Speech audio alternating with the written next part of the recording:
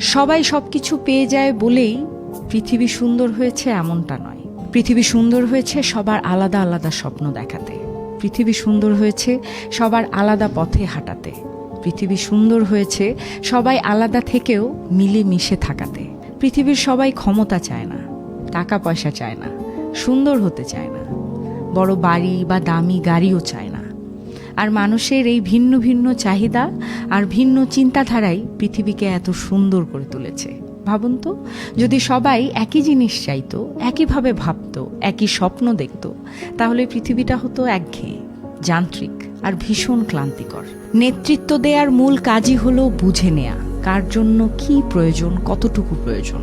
সবাই গাড়ি চাইলে পৃথিবী ভরে যেত লোহার পাহাড়ে। তাই কোথাও গাড়ি দরকার, কোথাও ট্রেন দরকার, আবার কোথাও শুধুই হেঁটে যাওয়া দরকার। পৃথিবীর সব মহৎ জিনিসগুলো জন্মায় আনন্দে নয়, বেদনার ভেতর থেকে। যেমন সোনা আগুনে পুড়ে খাঁটি হয়, হীরা অন্ধকার খনি থেকে উঠে আসে রুক্ষ রূপে। তারপর কাটাকুটি আর ঘষা মাজার যন্ত্রণার পর জ্বলে ওঠে সবচেয়ে উজ্জ্বল আলোয়। কোহিনূরকে যত দূরেই নিয়ে যাওয়া হোক, তার উজ্জ্বলতা কখনো কমে না। তেমনি মানুষ কষ্ট, ব্যর্থতা, যন্ত্রণা আর অক্ষমতার মাঝেও নিজেকে গড়ে তুলতে পারে সবচেয়ে সুন্দর রূপে। যার গাড়ি নেই, বাড়ি নেই, ক্ষমতাও নেই, তাও সে শ্রেষ্ঠ মানুষ হতে পারে।